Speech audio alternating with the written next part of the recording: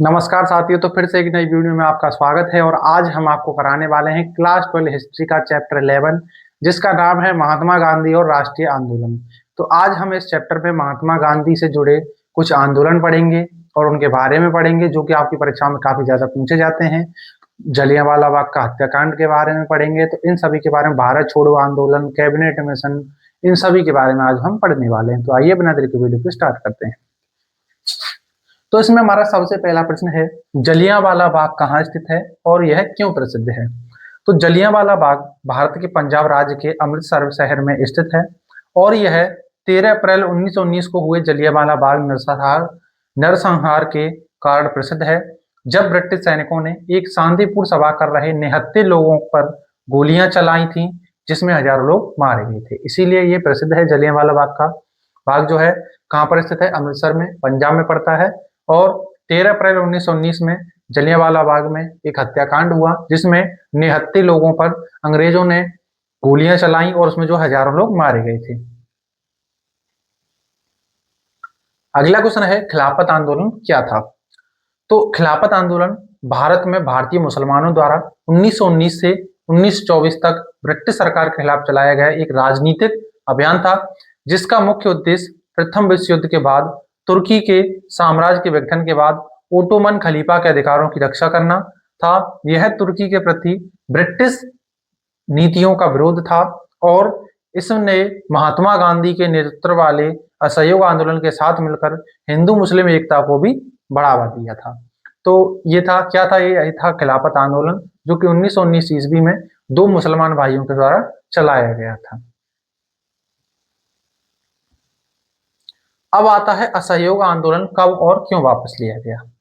तो सबसे पहले आप ये जान लीजिए कि असहयोग आंदोलन जो है महात्मा गांधी ने 1920 ईस्वी में चलाया था। और क्यों चलाया था, जब आप जानते हैं कि 1919 ईस्वी में रूलेट एक्ट आया था, जिसे हम काला कानून के नाम से भी जानते हैं। तो आप जानते हैं कि उसमें यह कहा गया था कि किसी को भी शक के दायरे पर पकड़कर जेल में बंद कर दिया जाए, जिससे लोगों में असंतोष पैदा हुआ और महात्मा गांधी ने 1920 में यह शुरू कर दिया था असहयोग आंदोलन।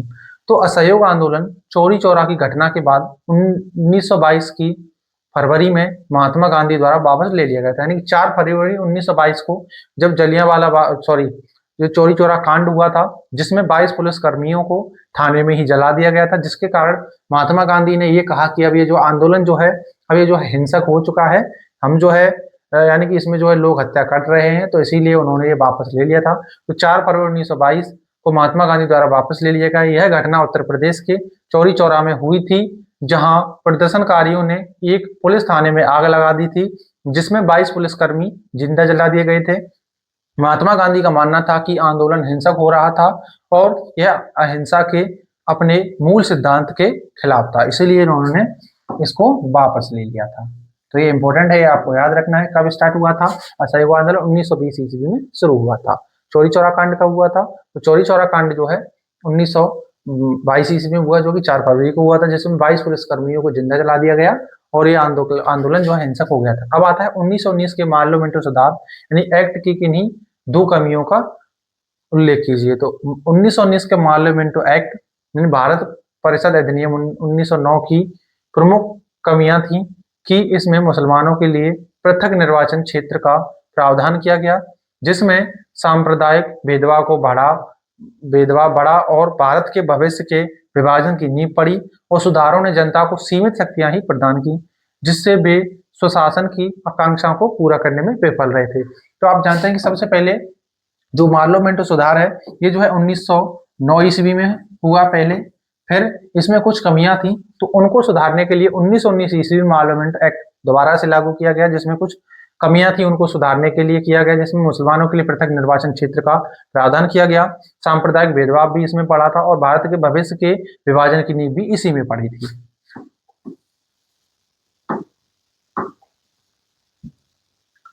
अब जो अगला क्वेश्चन है, दयानंद सरस्वती के 2 महत्वपूर्ण सुधार बताइए। तो स्वामी दयानंद सरस्वती के 2 महत्वपूर्ण सुधार हैं, सामाजिक सुधार, जिसमें जाति प्रथा और बाल विवाह और अस्पृश्यता का विरोध करते हुए विधवा पुनर्विवाह और नारी शिक्षा का भी समर्थन किया, और धार्मिक सुधार हैं, मूर्ति पूजा का खंडन, एकेश्वरवाद पर बल और शुद्धि आंदोलन और द्वारा धर्मांतरित हिंदुओं की वापसी का प्रयास। तो ये थे स्वामी दयानंद के दो प्रमुख सुधार, जिनमें सबसे पहले आता है सामाजिक सुधार, फिर आता है धार्मिक सुधार। सामाजिक सुधार में उन्होंने जाति प्रथा, बाल विवाह और अस्पृश्यता यानी कि छुआछूत को का इन्होंने जो है विरोध किया, और धार्मिक सुधार में मूर्ति पूजा का खंडन किया और एकेश्वरवाद पर बल दिया था। आगे आता है काकोरी कांड कब और कहां हुआ। मोस्ट इंपोर्टेंट क्वेश्चन है, 2 नंबर में पूछा जाता है। काकोरी कांड 9 अगस्त 1925 को उत्तर प्रदेश के लखनऊ के पास काकोरी नामक स्थान पर हुआ था। इस घटना में हिंदुस्तान रिपब्लिकन एसोसिएशन, जिसे हम HRA के नाम से जानते हैं, उसमें के क्रांतिकारियों ने ब्रिटिश सरकार के खजाने से भरी ट्रेन को लूट लिया था। तो ये जो काकोरी कांड है, उत्तर प्रदेश में एक जगह पड़ती है जिसका नाम है काकोरी, उसी में इन्होंने जो है ये लूटा था 9 अगस्त 1925 को, और हिंदुस्तान रिपब्लिकन एसोसिएशन के क्रांतिकारियों ने ब्रिटिश सरकार के खजाने को लूट लिया था। आगे आता है क्रिप्स मिशन का क्या उद्देश्य था, यह क्यों असफल हुआ। तो क्रिप्स मिशन, आप जानते हैं क्रिप्स मिशन जो है 1942 में शुरू किया गया था। 1942 में ही भारत छोड़ो आंदोलन शुरू हुआ था, ये भी आपको याद रखना है। 1942 में क्रिप्स मिशन, भारत छोड़ो आंदोलन। फिर 1946 में शुरू हुआ था कैबिनेट मिशन, ये भी आपको याद रखना है, कैबिनेट मिशन आया था। तो ये सभी की सभी डेट आपसे ऑब्जेक्टिव क्वेश्चन पूछे जाती हैं, तो ये आपको याद रखना है। तो हमें इसमें पूछा गया है कि क्रिप्स मिशन का क्या उद्देश्य था, यह क्यों असफल हुआ। तो क्रिप्स मिशन का मुख्य उद्देश्य द्वितीय विश्व युद्ध के दौरान ब्रिटिश सरकार जो ब्रिटिश प्रयासों के लिए भारतीय समर्थन हासिल करना था, जो युद्ध के बाद स्वशासन का वादा करता था। यह मिशन असफल हुआ क्योंकि इसके प्रस्तावों में तत्काल स्वतंत्रता का अभाव था, और इसमें भारतीय नेताओं की वास्तविक सत्ता हस्तांतरण की मांगें पूरी नहीं हुई, जिससे राष्ट्रीय कांग्रेस और मुस्लिम लीग दोनों ने ही इसे अस्वीकार कर दिया था। यानी कि जब द्वितीय विश्व युद्ध शुरू हुआ था, आप जानते हैं कि द्वितीय विश्व युद्ध जो है द्वितीय विश्व युद्ध जो है 1939 में शुरू हुआ था। तो जो ब्रिटिश लोगों को जो है इसकी जरूरत पड़ी, यानी कि सेना की जरूरत पड़ी, तो उन्होंने जो भारत के लोगों से मदद मांगी 1942 में, और 1942 में मदद मांगी तो जो भारतीय राष्ट्रीय कांग्रेस और मुस्लिम लीग थी, इन दोनों के जो कुछ नेता थे, प्रसिद्ध नेता, उन्होंने कहा था कि हम आपका साथ देंगे, लेकिन आपको भारत को आजाद करना पड़ेगा। तो इन्होंने शुरुआत में तो कह दिया कि हम जो है भारत को आजाद कर देंगे, लेकिन उन्होंने ऐसा नहीं किया और सेना को जो वहां पर बुला लिया था।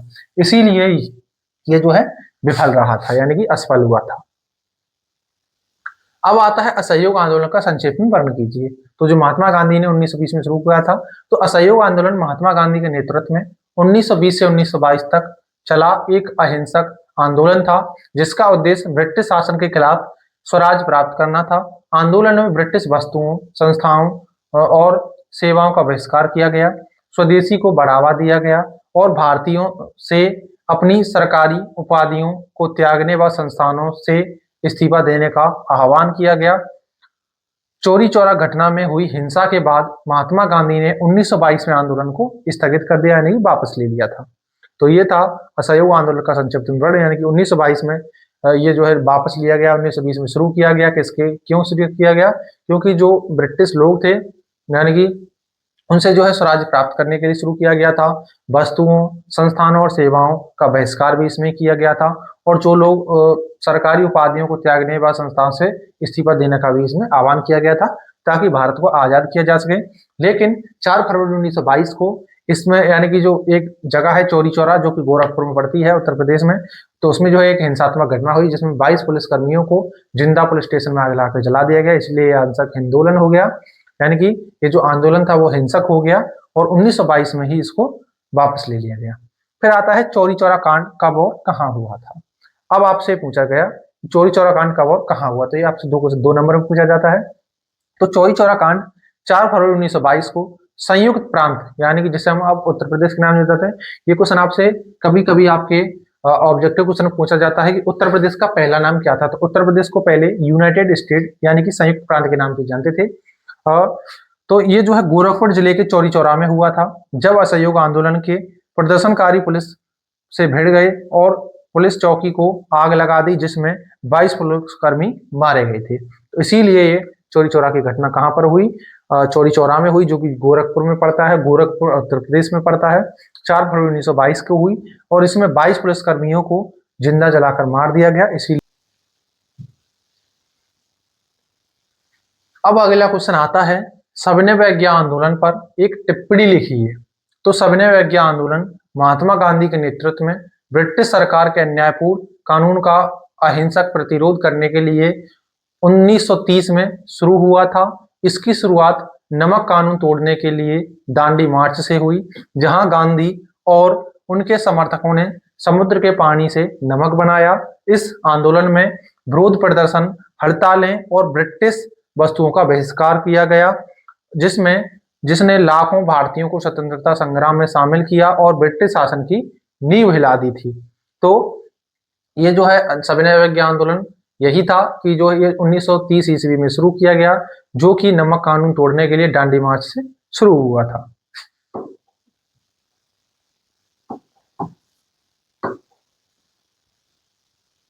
अब अगला क्वेश्चन आता है, असहयोग आंदोलन के विभिन्न कार्यक्रमों की चर्चा कीजिए।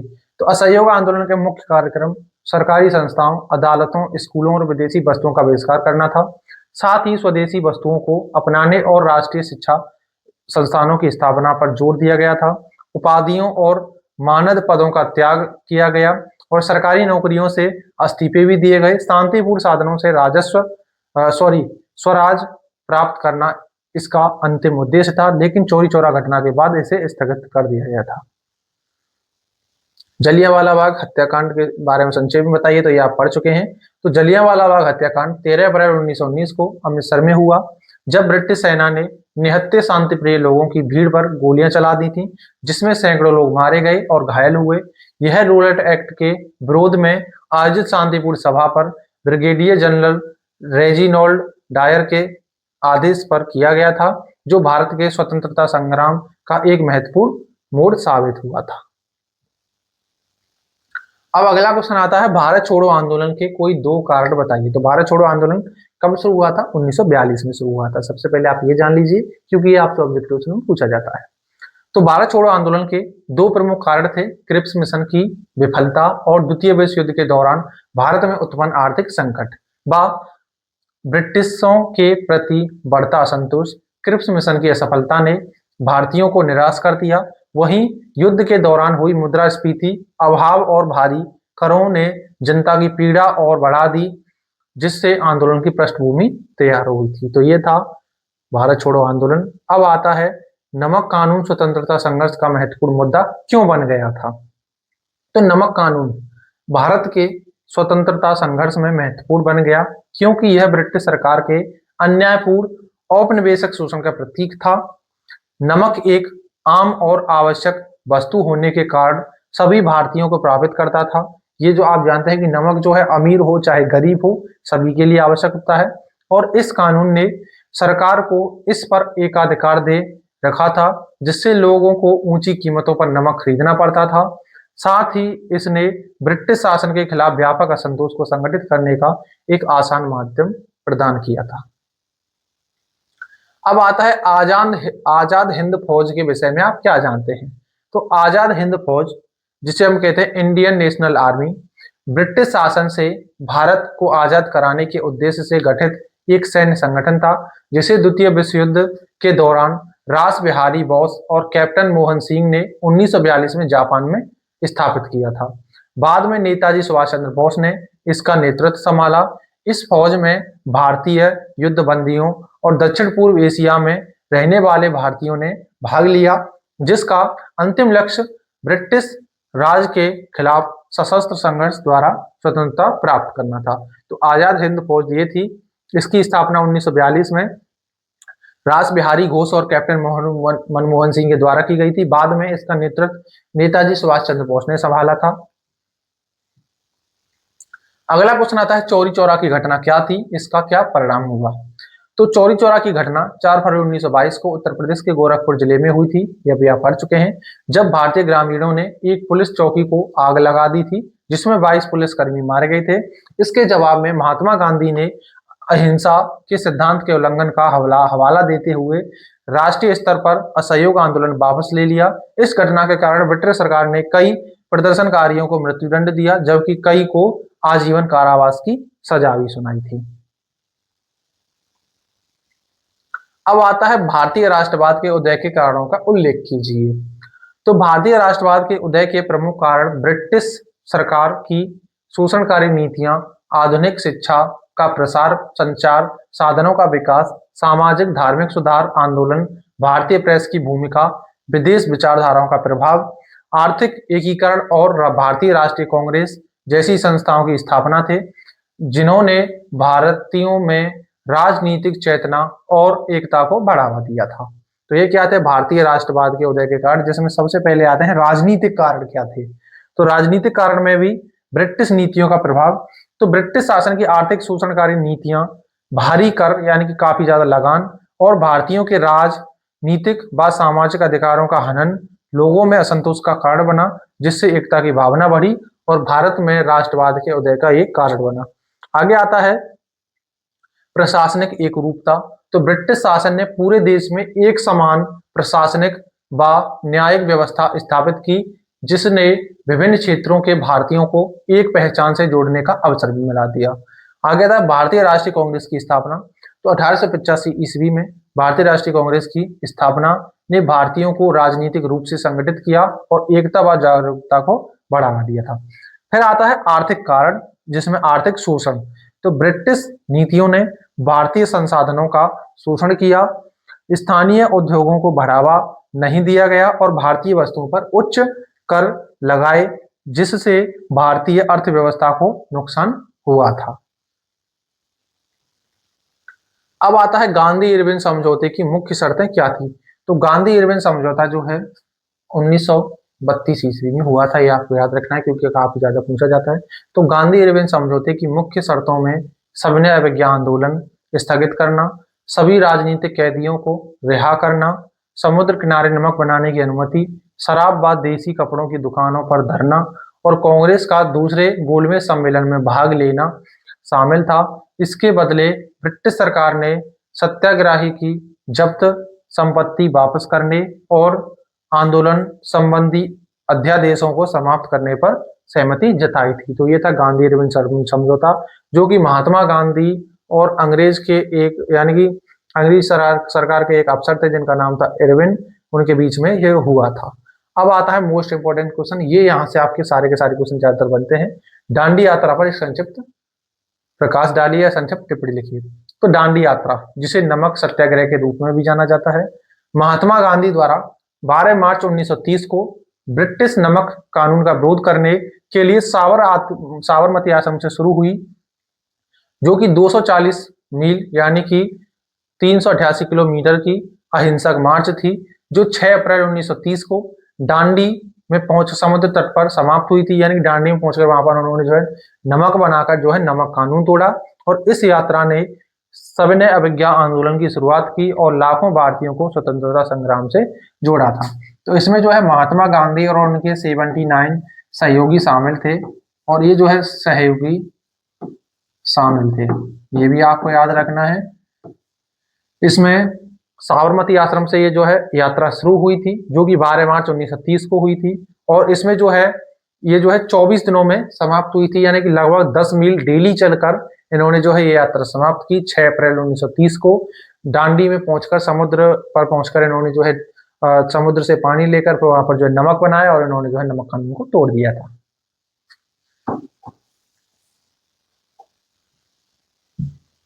आगे आता है यात्रा का उद्देश्य क्या था।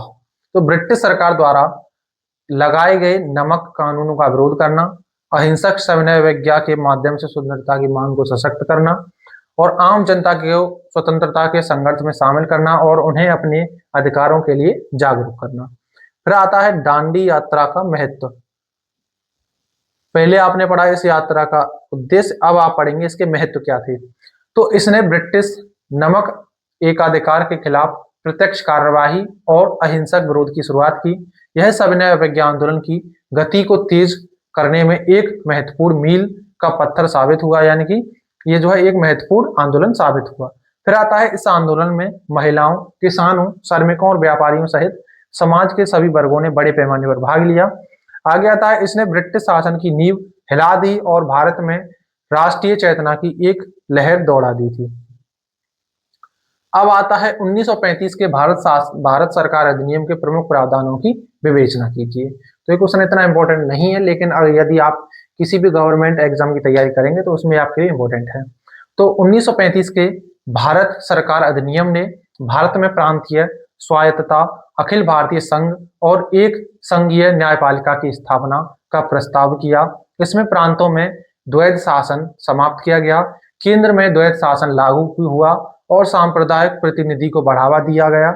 इस अधिनियम ने निर्वाचन क्षेत्रों का विस्तार किया, महिलाओं और दलितों के लिए अलग निर्वाचक मंडल की शुरुआत की और कुछ प्रांतों में द्विसदनीय स्थापित किया गया, यानी द्विसदनीयता स्थापित की गई। आगे आता है इस अधिनियम के प्रमुख प्रावधान, जिनमें सबसे पहले आता है अखिल भारतीय संघ।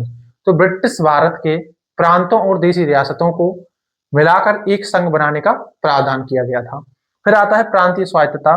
तो प्रांतों में द्वैध शासन को समाप्त कर स्वायत्तता प्रदान की गई, जिससे मंत्री और विधानमंडल अधिक सशक्त हुए। फिर आता है केंद्र में द्वैध शासन।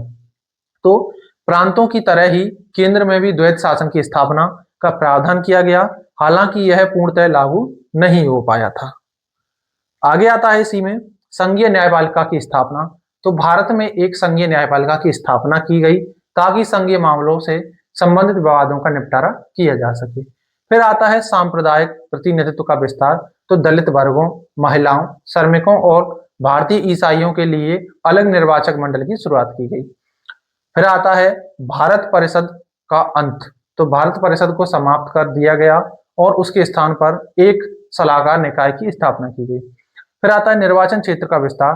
तो निर्वाचन क्षेत्र का विस्तार किया गया, जिससे लगभग 10% अधिक लोगों को मताधिकार मिला था, यानी कि वोट देने का अधिकार भी मिला था। अब आता है असहयोग आंदोलन पर एक संक्षिप्त टिप्पणी लिखिए।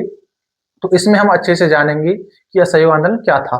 तो असहयोग आंदोलन 1920 से लेकर 1922 तक चला, जो महात्मा गांधी के नेतृत्व में चलाया गया था। यह एक असहयोग आंदोलन अहिंसक आंदोलन था, जिसका उद्देश्य ब्रिटिश शासन से स्वशासन प्राप्त करना था। जलियांवाला बाग हत्याकांड और रोलेट एक्ट जैसे अन्यायपूर्ण कानूनों के विरोध में शुरू हुए इस आंदोलन में ब्रिटिश वस्तुओं का बहिष्कार किया गया, सरकारी संस्थाओं का त्याग और स्वदेशी वस्तुओं को अपनाना जैसे कदम उठाए गए।